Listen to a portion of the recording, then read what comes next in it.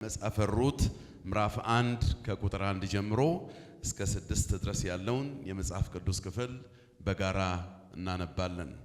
መጽሐፈ ሩት ምዕራፍ 1 ከቁጥር 1 ጀምሮ እስከ 6 በጌታ ስም አነባለሁ። እንደዚህ ይላል። እንዲህም ሆነ መሳፍንት ይፈርዱበት በነበረ ጊዜ በአገሩ ላይ ረሃብ ሆነ። አንድ ሰውም ከሚስቱና ከሁለት ልጆቹ ጋር በሞዓብ ምድር ሊቀመጥ ከቤተልሔም ይሁዳ ተነስቶ ሄደ። የሰውየውም ስም አቤሜሌክ፣ የሚስቱም ስም ኑኃሚን፣ የሁለቱም ልጆቹ ስም መሐሎንና ኬሎን ነበር። የቤተልሔም ይሁዳ የኤፍራታ ሰዎች ነበሩ። ወደ ሞዓብ ምድር መጡ፣ በዚያም ተቀመጡ። የኑኃሚን ባል አቤሜሌክ ሞተ፣ እርሷና ሁለት ልጆቿ ቀሩ።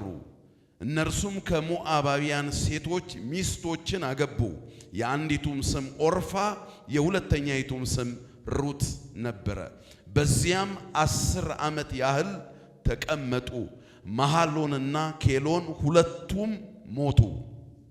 ሴቲቱም ከሁለቱ ልጆቿና ከባሏ ተለይታ ቀረች። የሩት መጽሐፍ ታሪካዊ ዳራውን ስንመለከት ይሄ መጽሐፍ የተጻፈበትን ጊዜ ስናይ መሳፍንት ይፈርዱበት በነበረ በመሳፍንት ዘመን የተፈጸመ ታሪክ ነው። ሰዎች ሁሉ በዓይናቸው ፊት መልካም መስሎ የታያቸውን ነገር ሁሉ በሚያደርጉበት ጊዜ የተፈጸመ ታሪክ ነው። ይሄ ወቅት ይሄ ጊዜ እስራኤል እንደ ሕዝብ ከእግዚአብሔር ጋር የነበራቸው ግንኙነትና ህብረት የተበላሸበት፣ መንፈሳዊ ነገራቸው የወደቀበት ጊዜ ነው። በኢኮኖሚ ደግሞ በጣም የተሻለ ሁኔታ ውስጥ የነበሩ ሰዎች በሕዝቡ ላይ ከፍተኛ የሆነ ጫና ያሳድሩ የነበሩበት ጊዜ ነው። በአጠቃላይ መንፈሳዊ ነገራቸው በመበላሸቱ ምክንያት እግዚአብሔር አምላክ እስራኤልን እንደ ሕዝብ የተወበት ጊዜ በበደላቸውና በኃጢአታቸው ምክንያት የተቀጡበት ወቅትና ጊዜ ነበር። የሩት መጽሐፍ ታሪክን ጠቅለል ያለውን ሐሳብ ስንመለከት የዚህ መጽሐፍ ባለታሪኮች አቤሜሌክን በዚህ መጽሐፍ እናያለን። የእሱን ሚስት ኑኃሚንን እናያለን። መሐሎንን የሩት ባልን፣ ኬሎንን ደግሞ የኦርፋን ባል፣ በኋለኛው ዘመን የሩት ባል የሆነውን ደግሞ ቦዔዝን በዚህ መጽሐፍ ውስጥ እናያቸዋለን። በጉልህ የሚታዩ ባለታሪኮች በእነዚህ 4 ምዕራፎች ውስጥ እነሱ ናቸው። እኔ ምዕራፍ አንድ ላይ ከአቤሜሌክና ከኑኃሚን ታሪክ ውስጥ ጥቂት ሐሳቦችን ነው የማካፍለው። ታሪኩ የተፈጸመው በመሳፍንት ዘመን ነው። ረሃብ ነበረ። ይሄ ረሃብ ደግሞ የመጣው በበደላቸውና በኃጢአታቸው ምክንያት ከእግዚአብሔር ጋር ያላቸው ህብረትና ግንኙነት በመበላሸቱ እግዚአብሔር ሕዝቡን በመተው ምክንያት ወደ ሕዝቡ የመጣ አሉታዊ ነገር እንደሆነ እናያለን። ወረድ ብሎ ምክንያቱም ክፍሉ እንደዚህ የሚል ነገር አለው። ኑኃሚን በዚያ በሞዓብ ምድር ያለች እግዚአብሔር አምላክ ሕዝቡን እንደጎበኘ እንጀራም እንደሰጣቸው ሰማች የሚል ቃል እናነባለን። እግዚአብሔር በመጎብኘቱ ምክንያት እንጀራ ከመጣ ቀድሞ እንጀራው የጠፋው በእግዚአብሔር ቁጣ ከእግዚአብሔር ጋር የነበራቸው ግንኙነትና ህብረት በመበላሸቱ ምክንያት የመጣ ነገር ነው። ያንን የረሃብ ጊዜ ለማሳለፍ ነው አቤሜሌክ ሚስቱን 2 ወንድ ልጆቹን ይዞ ወደ ሞዓብ ምድር የመጣበት ምክንያት ያንን ረሃብ ሸሽቶ እንደመጣ ክፍሉ ይነግረናል። የአቤሜሌክ የኑኃሚን የመሐሎንና ኬሎን የዚህ ቤተሰብ ህይወት የሚያስተምረን ነገር ምንድን ነው? ምን እንማር ከአቤሜሌክና ከኑኃሚን ህይወት ውስጥ? 4 ነገሮችን ፈጠን ብዬ ላካፍላችሁ እሞክራለሁ። የዚህ ቤተሰብ ህይወት የመጀመሪያው የሚያስተምረን ነገር በችግርና በመከራ ቀን መከተል ያለብን እግዚአብሔርን ብቻ እንደሆነ ያስተምረናል። ይሄ ቤተሰብ አገራቸውን ቤተልሔም ይሁዳን ትተው የሄዱበት ምክንያታቸው አንድ ነው። ረሃብ ገጥሟቸዋል፣ ችግር ገጥሟቸዋል። ስለዚህ ይሄንን የረሃብ ዘመን ይሄንን የችግር ዘመን ምን አድርገን እናሳልፍ ሲሉ አጎራባቾች አሏቸው። ሞዓብ አለ። በሞዓብ የተሻለ እንጀራ አለ። በሞዓብ የተሻለ የኑሮ ዋስትና አለ። ስለዚህ ክፍት በር መስሎ የታያቸውን ይህንን እድል ተጠቅመው አገራቸውን ምድራቸውን ለቀው መጡ። የሆነባቸው ነገር ግን በጣም ከባድ ነገር ነው። መቼም ህይወትን ከማጣት ራብን መጋፈጥ ይሻላል። ችግር ለመፍታት ብለው ከችግር ለማምለጥ ብለው የወሰዱት እርምጃ ከድጡ ወደ ማጡ አይነት ነገር በህይወታቸው ላይ እንደፈጠረባቸው እናያለን። ስለዚህ ዛሬ እኔና እናንተ እግዚአብሔርን ስናመልክ ስናገለግልና ስንከተል ወደ ህይወታችን እንዲህ አይነት ነገሮች በሚመጡበት ጊዜ በችግር ቀን፣ በመከራ ቀን፣ በፈተና ቀን ነገሮች ከባድ በሚሆንበት ጊዜ መከተል ያለብን የእግዚአብሔርን ምክር፣ የእግዚአብሔርን ፈቃድ፣ የእግዚአብሔርን ቃል ብቻ እንደሆነ የነዚህ ሰዎች ታሪክ ያስተምረናል። ምን ያርጉ አይባልም። ረሃብ እኮ ነው አይባልም። ተቸግረው ነው አይባልም። በችግር ምክንያት የምንወስዳቸው እርምጃዎች ምርጫችንን ትክክል አያረጉም። አንዳንድ ጊዜ ትክክል ያልሆነ ነገር አድርገን እንገኝና ስንጠየቅ ከምናቀርበው መከራከሪያ መካከል አንዱ ምርጫ የለኝም እና ምን ላርግ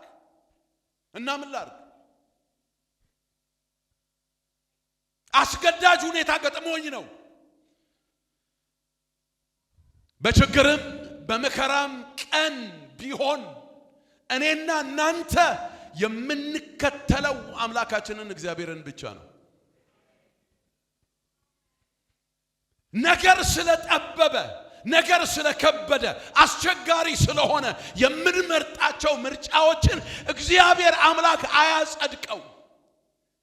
ልክ ነህ አይልም፣ ጎበዝ ነህ አይልም፣ አመለጥከው አይልም። ባይሆን ወደ ህይወታችን ይዞብን የሚመጣው መዘዝ አደገኛ ነው። ራሳችንን እኛ ለጌታ ከሰጠንበት ጊዜ ጀምሮ በዋናነት የምንከተለው አምላካችን እግዚአብሔርን ነው። የነፈሰውን አየር እየተከተልን የተሻለ ወደሚመስለን መንገድ አይደለም መሄድ ያለብን። እነዚህ ሰዎች የተሻለ የመሰላቸውን ምርጫ ነው የመረጡት። በቤተልሔም ይሁዳ ከመቀመጥ በዚህ የረሃብ ጊዜ በዚህ የችግር ጊዜ ማድረግ ያለብን ነገር አንድ ነገር ነው። እዚያ እንጀራ አለ፣ እየበላን ለምን አንኖርም? ይሄ ምርጫቸው ግን ያመጣባቸው ነገር ይሄ ምርጫቸው ግን የመጨረሻ ወደ ህይወታቸው ይዞባቸው የመጣው ነገር በጣም ከባድና አስቸጋሪ ነገር ነው። ስለዚህ በፈተናችን ጊዜ በችግራችን ጊዜ ነገር ሲከብድ ነገር ሲጠም ነገር ሲያቅት እግዚአብሔር ሆይ ምን ላድርግ ይባላል። ምን ልስራ ይባላል። በየት በኩል ልሂድ ይባላል። መውጫው የቱ ነው ይባላል። እርዳኝ ይባላል። አሳየኝ ይባላል። ልክ የሆነና ልክ ያልሆነ ነገር አለ። የተፈቀደና ያልተፈቀደ ነገር አለ። እና አቤሜሌክና ኑኃሚን የወሰዱት እርምጃ በጣም ከባድ የሆነ ነገር ወደ ህይወታቸው አምጥቶባቸዋል። ስለዚህ በችግራችን ቀን፣ በመከራችን ቀን፣ በፈተናችን ቀን መከተል ያለብን የእግዚአብሔርን ፈቃድ፣ የእግዚአብሔርን ሐሳብ፣ የእግዚአብሔርን ምክር፣ የእግዚአብሔርን ቃልና የእግዚአብሔርን ቃል ብቻ ነው።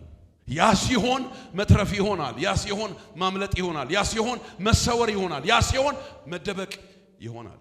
ለመደበቅ ብለን ያደረግናቸው ነገሮች የሚያጋልጡን እንዳይሆኑ ለመኖር ብለን ያደረግናቸው ነገሮች ህይወት የሚያሳጡ እንዳይሆኑ ለትርፍ ብለን ያደረግናቸው ነገሮች ኪሳራ ወደ ህይወታችን የሚያመጡ እንዳይሆኑ ለደስታ ብለን ያደረግነው ነገር ሐዘን ይዞብን እንዳይመጣ ለዋስትና ብለን ያደረግነው ነገር የበለጠ ተጠቂ እንድንሆን እንዳያደርገን መከተል ያለብን የእግዚአብሔርን ምክር ነው የእግዚአብሔርን ቃል ነው የእግዚአብሔርን ሐሳብ ነው ይሄ በሚሆንበት ጊዜ እግዚአብሔር አምላክ ከኛ ጋር ይሆናል ረድኤትን ይልክልናል እገዛን ያደርግልናል በረከቱ ከኛ ጋር ይሆናል ሁለተኛው ነገር የኖሃሜንና የአቤሜሌክ ቤተሰብ ህይወት የሚያስተምረን ነገር መከልከል ጥቅም ያለው የህይወት ገጽ እንደሆነ ያስተምረናል መከልከል አይቻልም የሚባል ነገር አይፈቀድም የሚባል ነገር ህይወት በሚባለው ነገር ውስጥ ካለው ነገር መካከል አንዱ አይፈቀድም ነው አይቻልም ነው እነዚህ ሰዎች አይቻልም የሚባል ነገር ባልነበረበት ዘመን ነበር የነበሩት ዘመኑ የመሳፍንት ዘመን ነው መሳፍንት መጽሐፍ ምዕራፍ 17 ቁጥር 6 ላይ ምዕራፍ 18 ቁጥር 1 ላይ መሳፍንት ይወርዱበት በነበረው ዘመን ሰው ሁሉ በአይኑ ፊት መልካም መስሎ የታየውን ያደርግ ነበር ይላል መለኪያ የወደቀበት ጊዜ ነው ልክ አይደለም አይቻልም አይፈቀድም የሚባል ነገር የለም የሰው ሁሉ መለኪያ አይኑ ነው የሰው ሁሉ መለኪያ ልቡ ነው ስለዚህ የመሰለው ነገር ያደርጋል የሚከለክለው ማንንም የለም እና ይሄንን አጋጣሚ ተጠቅመው ነው ቤተልሔም ይሁዳን ለቀው የወጡት ይሄንን አጋጣሚ ተጠቅሞ ነው ሚስቱን ይዞ የወጣው ይሄንን አጋጣሚ ተጠቅሞ ነው ልጆቹን ይዞ የወጣው አይቻልም የሚባለው ነገር ነፃነት የሚገድብ ይመስላል መብትን የሚያሳጣ ይመስላል ግን የደህንነትም መንገድ ነው ግን የበረከትም መንገድ ነው ግን የመትረፍም መንገድ ነው ግን የመሰንበትም መንገድ ነው ህይወት የሚባለው ነገር ውስጥ ተፈቀደ ሂድ ንዳው ብቻ አይባልም አይቻልም የሚባል ነገር አለ እግዚአብሔር አምላክ እርሱን ስናመልክ ስናገለግልና ስንከተል በጣም የሚገርመው ነገር ፈቅዶ ብቻ አይደለም ያኖረን ከልክሎም ጭምር ነው እግዚአብሔር አምላክ የጠየቅነው ነገር ሁሉ ሰጥቶን ቢሆን ኖሮ እዚህ አዳራሽ ውስጥ ሊኖር የሚችል ማን ነው እግዚአብሔር አምላክ ሰጥቶና ለግሶ ብቻ አይደለም ነስቶና ከልክሎም ጭምር ነው በቤቱ ያኖረን የእግዚአብሔር አባትነት ልገሳን ብቻ አይደለም የሚያውቀው የእግዚአብሔር እጅ መስጠትን ብቻ አይደለም የሚያውቀው የእግዚአብሔር እጅ መከልከልንም ያውቃል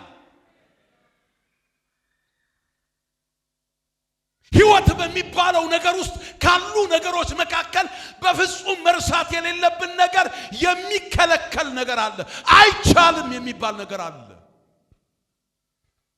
ምድር በሰላም የምትኖረው በጸጥታ የምትኖረው የተከለከልናቸው ነገሮች ብዙ ናቸው እውነት ለመናገር እንመስግብ ብለን ካሰብን ከተፈቀደልን ነገሮች የተከለከሉ ነገሮች የሚበዙ ነው የሚመስለኝ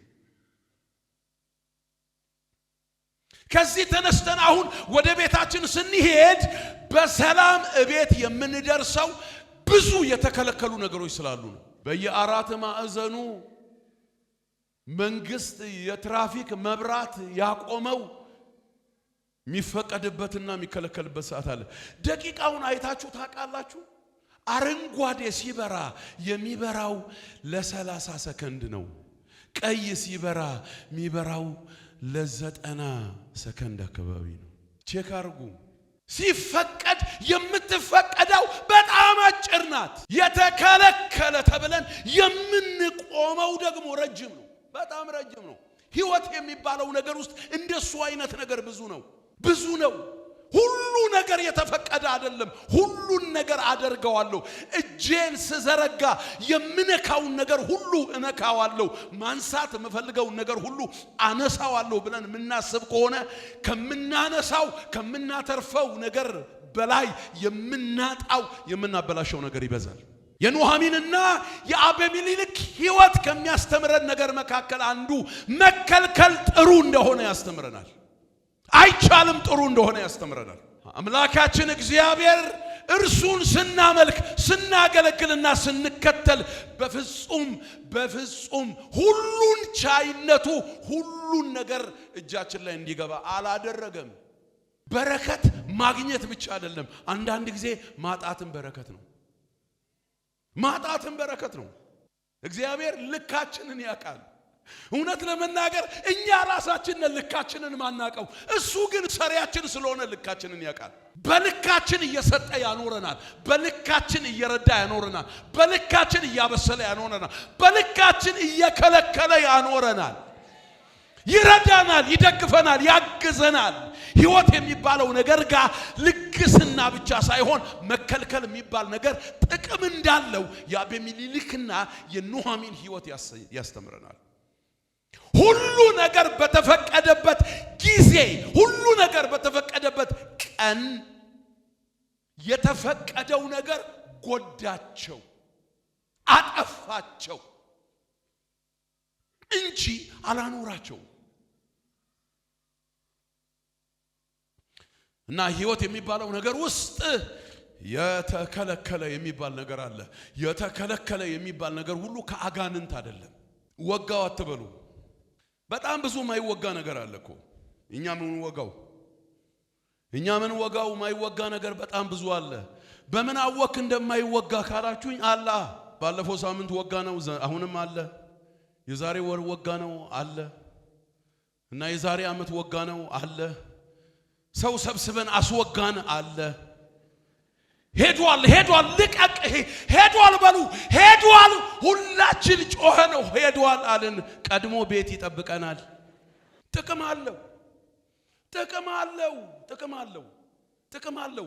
ፍላጎታችን ሲሳካ ያሰብነው ነገር ሁሉ እንደፈለግነው ሲሰምር ለስሜት ደስ ይል ይሆናል። ስሜትን ለጥቂት ዘና ያረግ ይሆናል። ሕይወትን ግን ይጎዳል። ከምናተርፈው ነገር የምናጣው ነገር ሊበዛ ይችላል። ይሄንን በጥልቅ ልብ ማሰብ ጥሩ ነው።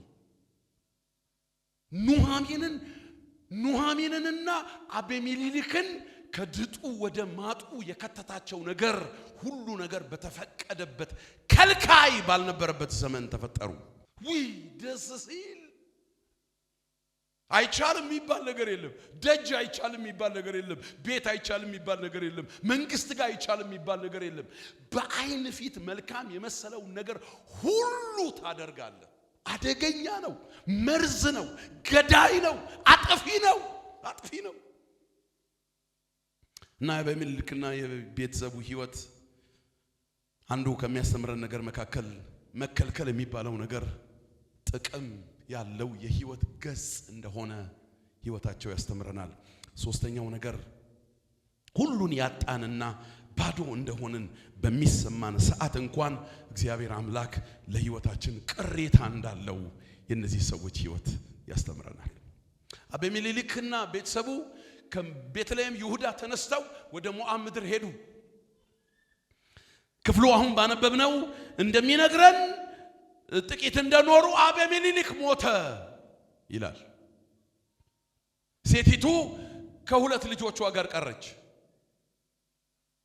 እነዚህ ሁለት ልጆቿ ደግሞ ከሞዓባውያን ሴቶች መካከል ሚስቶችን አገቡ። ሩትና ኦርፋ የተባሉ 10 ዓመት ያህል በሞዓብ ምድር ተቀመጡ። መሐሎን እና ኬሎን ሁለቱም ሞቱ። 6 ቤተሰብ ነው። 3 ወንዶች 3 ሴቶች አሉ። 3ቱንም ወንዶች እግዚአብሔር ገደላቸው እና 3 ሴቶችን አተረፈ። አጡ። በጣም የሚያስገርም ሐዘን ነው የምናነበው። ሴቲቱም ከባሏና ከሁለት ልጆቿ ተለይታ ብቻዋን ቀረች። ያልወለዱ ሁለት ሞዓባውያን ሴቶችን ይዛ ባዶዋን ቀረች። አገር የላትም፣ ባል የላትም፣ ልጆች የላትም፣ የልጅ ልጅ የላትም፣ የኑሮ ዋስትና የላትም፣ አቅም የላትም፣ ጤንነት የላትም።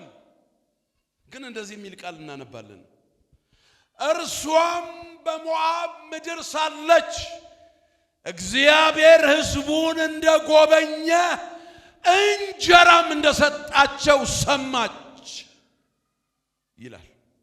በሩቅ አገር ሆኖ ዝናው የሚሰማ አምላክ የምስራች አሰማት። በባዕድ ምድር እያለች የኑኃሚን ቅሬታዋ እግዚአብሔር ራሱ ነው።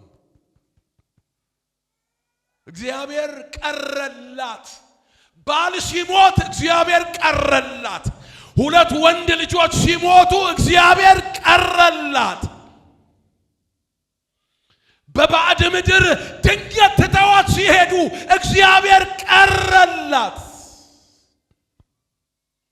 እግዚአብሔር አምላክ ሁሉን ያጣን ሁሉን የከሰርን ባዶ እንደሆነ በሚመስለን በጣም በብዙ ሐዘን በብዙ ባዶነት በድቅድቅ ጨለማ ውስጥ እግዚአብሔር ቅሬታ ያለው አምላክ ነው። ባዶአችንን እግዚአብሔር አይተወንም። እርቃናችንን አንቀርም። እግዚአብሔርን ያሉ ሰዎች በስሙ የተጠሩ ሰዎች በሐዘናቸው ውስጥ እግዚአብሔር አምላክ እርሱ ብቻውን ይቀርላቸዋል፣ ይከርምላቸዋል። እግዚአብሔር ይሰነብታል። የማይሞተው እግዚአብሔር ቀረላት። ትቷት የማይሄደው እግዚአብሔር ቀረላት። ቀጥሎ ስናነብ ይህንን የምስራች ከሰማች በኋላ ወደ አገሯ ልትመለስ ከሁለት ምራቶቿ ጋር ተነሳች ይላል። ጥቂት ከሸኘቻቸው በኋላ ተመለሱ፣ ለኔ ቸርነት እንዳደረጋችሁ እግዚአብሔር አምላክ ቸርነት ያድርግላችሁ። በእናት አንደበት መረቀቻቸው። ካንቺ ጋር እንሄዳለን አሏት። ከኔ ጋር እንዴት ትሄዳላችሁ? ተመለሱ አለቻቸው። ተስፋ ሊያስቆርጥ የሚችል ነገር ነገረቻቸው። ኦርፋ ተመለሰች። ሩት ግን ተጠጋቻት። የእግዚአብሔር ቃል ብሎ ይናገራል። የኔ ትኩረት ሩት አይደለችም። ግን ወደ ቤተልሔም ይሁዳ ከመጣች በኋላ ስለ ሩት የተነገረ አንድ የእግዚአብሔር ቃል አለ። በጣም ነው የሚገርመው። ከሰባት ወንድ ልጆች ይልቅ ከምትሻል ከምትወድሽም ምራት ተወልዶልሻል። ሁለት ወንድ ልጆች ነው የሞቱባት። ሩት የልጅ ሚስት ናት። ተከተላት መጣች። የኋላ ኋላ ታሪኳ የተቀየረው እግዚአብሔር አምላክ ይችን ሞዓባዊት ሴት ተጠቅመው ነው። እግዚአብሔር ቅሬታ አለው ለማለት ነው። እግዚአብሔር ቅሬታ አለው። እግዚአብሔር ማንንም ባዶውን አያስቀርም። እግዚአብሔር እንዳለ አይገፍም፣ አያስወግድም፣ እርቃን አያስቀርም፣ ባዶ አያስቀርም። እግዚአብሔር አምላክ ቅሬታ አለው። ዛሬ በተለያየ አስቸጋሪ ሁኔታ ውስጥ ሕይወትን የምትኖሩ ሰዎች ለናንተ መልእክት አለኝ።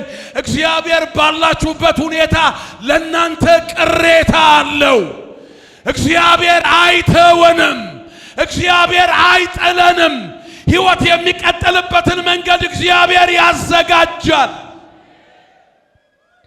እግዚአብሔር አምላክ የቅሬታ አምላክ ነው። ሕይወትን እንደገና ምንቀጥልበትን መንገድ የሚፈጥር አምላክ ነው። ሰው ትቶን ቢሄድ እግዚአብሔር ትቶን አይሄድም። እግዚአብሔር ጨክኖ ትቶ አይሄድም። የምትወደውን ትላንት ወዲያ አተ ሊሆን ይችላል። ትላንት ወዲያ አተሽ ሊሆን ይችላል። የተጠለልሽበትን ትልቅ ጥላ አተሽ ሊሆን ይችላል። ከዚያ የሚበልጥ ጥላ አለልሽ። ስሙ የሰራዊት ጌታ እግዚአብሔር ይባላል። እግዚአብሔር ለዘላለም ሕዝቡን አይጥልም። እግዚአብሔር ሕዝቡን ለዘላለም አይተውም። ይረዳል፣ ይደግፋል፣ ያግዛል፣ ጥላ ይሆናል፣ አቅም ይሆናል፣ ዋስትና ይሆናል። በድቅድቅ ጨለማ ውስጥ እግዚአብሔር አብሮን ይሆናል። የኑኃሚንና የአቤሜሌክ ሕይወት ከሚያስተምረን ነገር መካከል አንዱ እሱ ነው። ሁሉን ያጣን ሲመስለን፣ ባዶ የቀረን ሲመስለን፣ አይን የሚያርፍበት ነገር የሌለ ሲመስል እግዚአብሔር አምላክ ታምራት ያደርጋል። አንዳንድ ጊዜ ታውቃላችሁ፣ የሰው ነገር ሲያበቃ የእግዚአብሔር ነገር ይጀምራል። የሰው ሲያልቅ የእግዚአብሔር ይጀምራል። ሄዳችሁ የደከማችሁ ሰዎች እንኳን ደከማችሁ። እናንተ ስትደክሙ ብርቱ እግዚአብሔር ይነሳላችኋል። ጥራችሁ አልሳካ ያላችሁ ሰዎች፣ ክንዳችሁ የሳለ ሰዎች፣ ልባችሁ የወደቀ ሰዎች እንኳን ልባችሁ ወደቀ፣ እግዚአብሔር አሁን ታምራት ያደርጋል። እግዚአብሔር ቅሬታ አለው። እግዚአብሔር በቅሬታ የሚያምን አምላክ ነው። እንደገና ቁጥቋጦ የሚያወጣ አምላክ ነው። እንደገና የሚያስጀምር አምላክ ነው። ታሪክ የሚቀይር አምላክ ነው። አለቀ የኛ ሰፈር ቋንቋ ነው። አበቃ የኛ ሰፈር ቋንቋ ነው። የለም የኛ ሰፈር ቋንቋ ነው። አምላካችን እግዚአብሔር ግን በየትኛውም ሰዓት መጥቶ ውጤት መቀየር የሚችል አምላክ ነው። ቅሬታ አለው አምላክሽ፣ ቅሬታ አለው። ተደገፊበት። ቅሬታ አለው። በጥልቅ ሐዘን ውስጥ ሆነሽ ከሆነ እግዚአብሔር አምላክ ሐዘንሽን ከውስጥሽ ጠራርጎ ያወጣዋል። ሐዘንህን ጠራርጎ ያወጣል። ተስፋ መቁረጥህን ጠራርጎ ያወጣል። እግዚአብሔር አምላክ ቅሬታ አለው።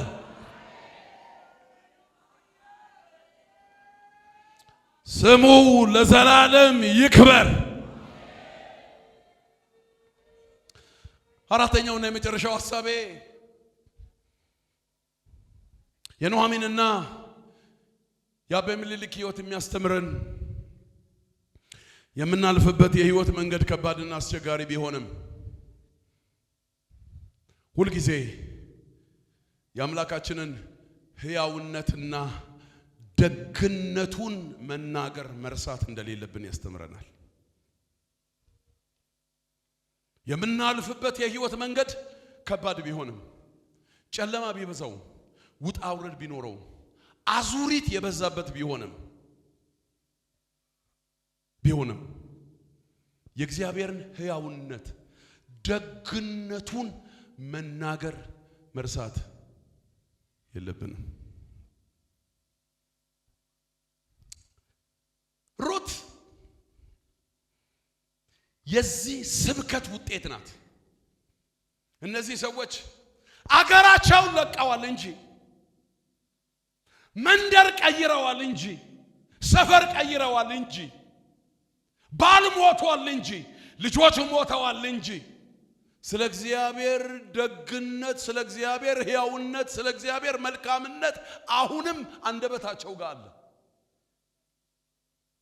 በምን አወክ ካላችሁኝ፣ ሩት ተመለሱ፣ እግዚአብሔር በየባሎቻችሁ ቤት ረፍት ይስጣችሁ ስትላቸው እንደዚህ አለች፣ እንድተውሽ ካንቺ እንድመለስ አታስቸግሪኝ።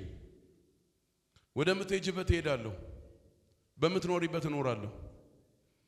ሕዝብሽ ሕዝቤ፣ አምላክሽም አምላኬ ይሆናል። ይሄ እምነት ከየት ወጣ? ይሄ እምነት ከየት ወጣ? በደጉ ቀን በመልካሙ ቀን እቤት ሆነው ቡና እየጠጡ ተግባራቸውን እያከናወኑ የአባቶቻችን አምላክ የአብርሃም አምላክ እያሉ ይናገሩ ነበር፣ ያወሩ ነበር። አቤሜሌክ ያወራ ነበር፣ ኑኃሚን ታወራ ነበር፣ ምናልባት ማህሎንና ኬሎን ያወሩ ነበር። የመጣነው ከባዕድ ምድር ነው። የመጣነው እንጀራ ፍለጋ ነው። የመጣነው የሕይወት ዋስትና ፍለጋ ነው። ግን የእስራኤል አምላክ የሚባል አምላክ አለ። ህዝቡን የማይተው አምላክ አለ። የሚረዳ አምላክ አለ። አለት ሰንጥቆ ውሃ ቢያወጣ አምላክ አለ። ከሰማይ እንደ ዝናብ እንጀራ የሚያወርድ አምላክ አለ። አባቶቻችንን ከግብጽ ምድር ያወጣቸው አምላክ አለ። ህዝቡን ተከራክሮ ለርስቱ ያበቃ አምላክ አለ።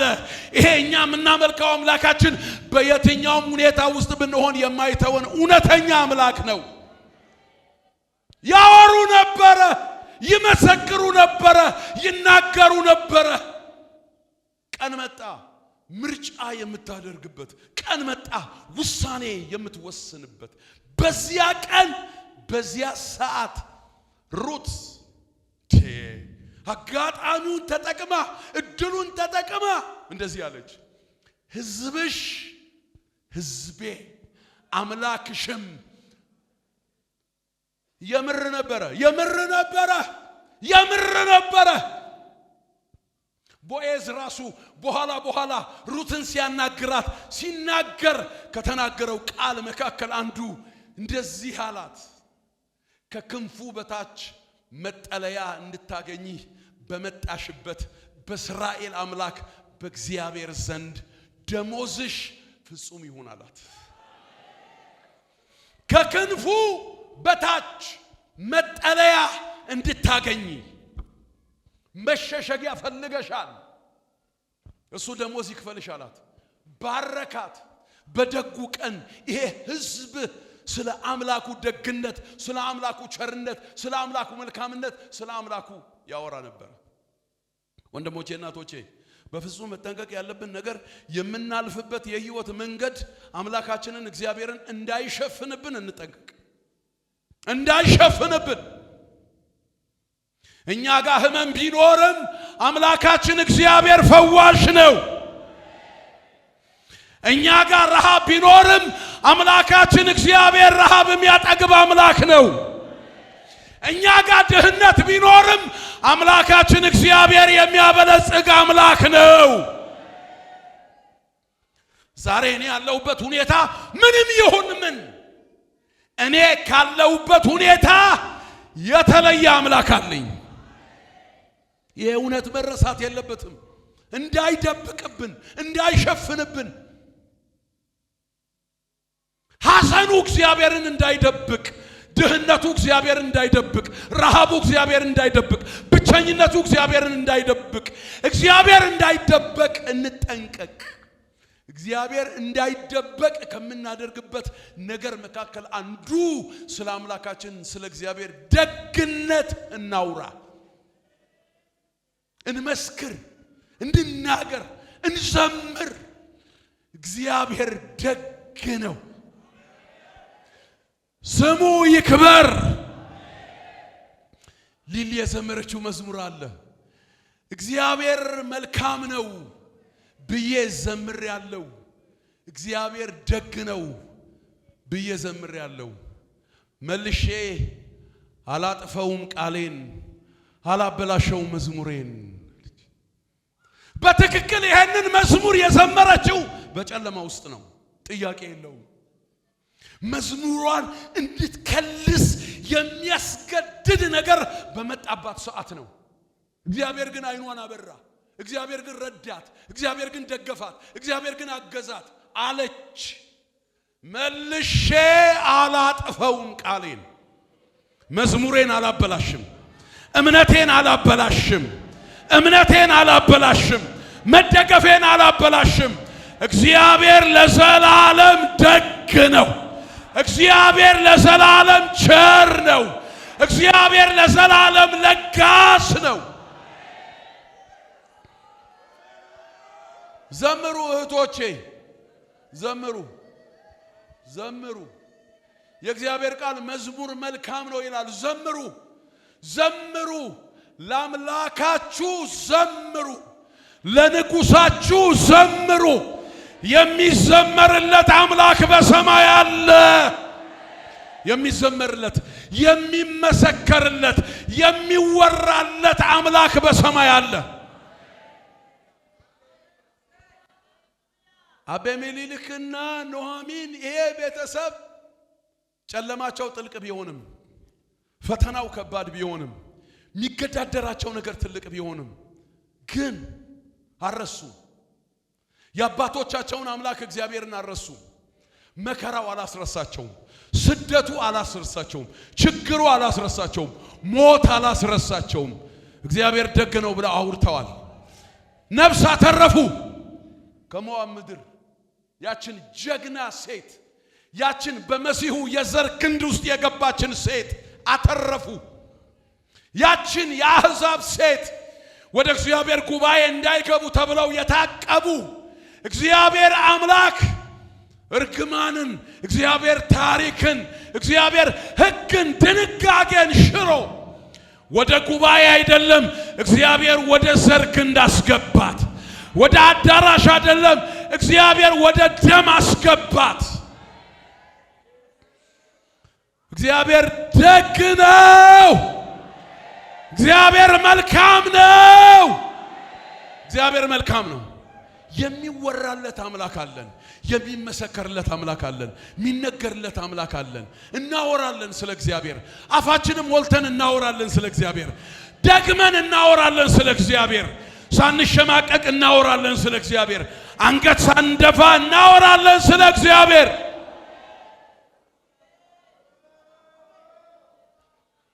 አንተ ጋር የታለ አሳየን ቢሉኝ እኔ ጋር እንኳን ባይኖር ወንድሜ ጋር አሳየዋለሁ። የደግነቱ ምልክት ብዙ ነው። የቸርነቱ ምልክት ብዙ ነው። የጸጋው ምልክት ብዙ ነው።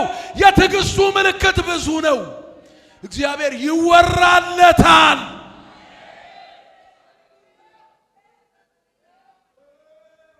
እንደሰት፣ በእግዚአብሔር ደግነት እንደሰት፣ በእግዚአብሔር ታሪክ ለዋጭነት እንደሰት።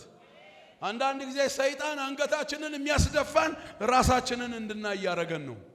ለምን ራሳችን ብቻ? እግዚአብሔር የኛ አገልጋይ ብቻ አይደለም። እግዚአብሔር የኛ አባት ብቻ አይደለም። እግዚአብሔር ለኛ የሚሰጥ ብቻ አይደለም። ለጎረቤታችን፣ ለግራችን፣ ለቀኛችን፣ ለፊታችን፣ ለኋላችን እግዚአብሔር የማይተው አምላክ ለመሆኑ ምልክት ይሄ ጉባኤ በጠቅላላ ነው። ለእግዚአብሔር ለአምላክ ክብር ይሁን። ደግ ነው። እግዚአብሔር ደግ ነው። አምላክሽ ደግ ነው። አምላክሽ ልመና ይሰማል። አምላክሽ እንባ ያያል። አምላክሽ የወደቁትን ያነሳል። አምላክሽ ተስፋ የሌላቸውን ተስፋ ይዘራላቸዋል። ታሪክ ቀያሪ አምላክ ነው። ይህንን መስክረዋል። ሕያው አምላክ በሰማይ አለ። የእስራኤል አምላክ በሰማይ አለ። የማይጥል አምላክ በሰማይ አለ። የሚረዳ አምላክ በሰማይ አለ። የአቤሜሌክ ቤተሰብ ሕይወት አንዱ የሚያስተምረን እውነት ይሄ ነው። ስለ እግዚአብሔር እንናገር፣ ስለ እግዚአብሔር እናውራ፣ ስለ እግዚአብሔር እንመስክር። የቱጋ እንደሚበቀል አናውቅም። የቱጋ ፍሬ እንደሚያፈራ አናውቅም። የቱጋ ታሪክ የሚለውጥ እውነት እንደሚበቀል አናውቅም። የኛ ኃላፊነት ምስክር መሆን ነው። ያየነውን የሰማነውን እንመሰክራለን። ደግነቱን እንናገራለን። ምሕረቱን እንናገራለን። ይቅርባይነቱን እንናገራለን። ኃይሉን እንናገራለን። ማዳኑን እንናገራለን። የአቤሜሌክ እና የቤተሰቡ ሕይወት ምን ያስተምረናል? በችግርና በመከራ ቀን መከተል ያለብን እግዚአብሔር እንደሆነ ብቻ ሳይሆን ሕይወት በሚባለው ነገር ውስጥ የተከለከለ ነገር ቅጣት ሳይሆን በረከትም ጭምር እንደሆነ ሕይወታቸው ያስተምረናል። እግዚአብሔር አምላክ ሁሉን ያጣን በሚመስለን በድቅድቅ ጨለማ እና በብዙ ኪሳራ መሃልም እንኳን ቢሆን አምላካችን እግዚአብሔር ቅሬታ ያለው አምላክ እንደሆነ ያስተምረናል። ብቻ አይደለም የነዚህ ሰዎች ሕይወት የሚያስተምረን በምንኖርበት የሕይወት ዘመናችን ሁሉ ለእግዚአብሔር ቸርነት፣ ለእግዚአብሔር ደግነት፣ ለእግዚአብሔር መልካምነት ሕያው ምስክሮች ሆነን እየመሰከርን እያወራን መኖር እንዳለብን ያስተምረናል። የኔ ወንድሞች፣ የኔ እህቶች፣ የእግዚአብሔር ሕዝብ ደግ አምላክ በሰማይ አለን። እኔ አለኝ የሚል ለጌታ ክብር የሚያመጣ ሰው አለ። እግዚአብሔር የሚያመሰግን ሰው አለ። እግዚአብሔር የሚባርክ ሰው አለ። ለእግዚአብሔር ምስጋና የሚያስገባ ሰው አለ። ለእግዚአብሔር ለአምላክ ክብር ይሁን።